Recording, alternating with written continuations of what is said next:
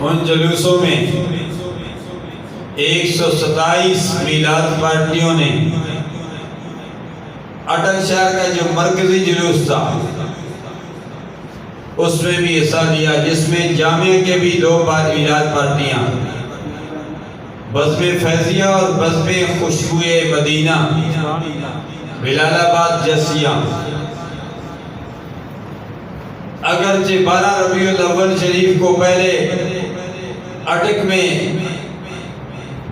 جلوس ہوتا تھا مرکزی، دور دراز سے، ڈھوک رتا راول پنڈی سے، پنڈی گیپ سے، واک اینڈ سے میلاد پارٹی آتی تھی۔ اس مرتبہ 61واں یعنی ایک اوپر 60 کی میلاد مصطفیٰ کا جلوس تھا، اور پہلی میلاد پارٹی اٹک میں جس کے 56 سال ہو چکے ہیں، جس کے بانی حافظ محمد مسکین صاحب تھے، جو نابینے تھے، بولی آواز سے ان کا تعلق تھا۔ وہ لوگ چلے گئے، حافظ ڈاکٹر زبیر صاحب، سید شمشاد حسین وارسی بریلی صاحب، حاجی قادر بخش صاحب۔ میں کس کس کا نام لوں؟ پیر عبدالظاہر رضوی بادشاہ صاحب، قاضی انوار الحق صاحب علیہ رحمت، علامہ قاری غلام محمد مجددی صاحب۔ یہ وہ حضرات تھے، ماسٹر رشید الرحمان صاحب، محمد اکبر یوسف زئی صاحب، رانا محمد افضال صاحب، حاجی محمد ریاض صاحب۔ یہ وہ حضرات تھے جو اب ہمیں نظر نہیں آ رہے،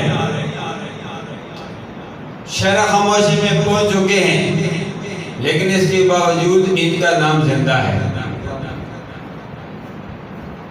ضلع کونسل حال میں بھی نائب نگرانی اعلیٰ راشد الرحمان نے خوبصورت انداز میں تمام بانیان سیرت کمیٹی اور تحریک ختم نبوت میں اہم کردار ادا کرنے والوں کو خراج تحسین پیش کیا۔ یہ وہ نام ہیں جو نہ مٹے ہیں نہ مٹیں گے،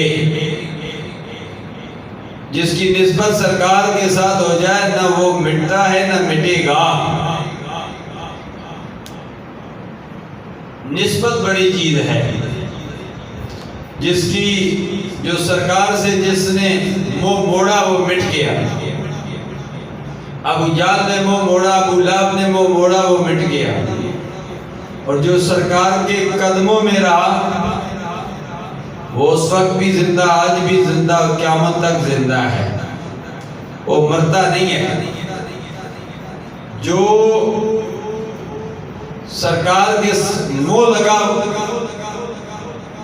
سرکار کے ساتھ ٹکرایا، سرکار کے نوازوں کے ساتھ ٹکرایا، اس کا نام ختم ہو گیا۔ اس کے نام پر کوئی اپنا نام نہیں رکھتا، نہ بچوں کا رکھتا۔ آج کسی کا نام ابو جہل نہیں ہے، ابو لہب نہیں ہے، یزید نہیں ہے، فرعون نہیں ہے، نمرود نہیں ہے، اس لیے کہ یہ دین کے، اسلام کے باغی تھے، اس لیے آج ان کا نام ختم ہو گیا۔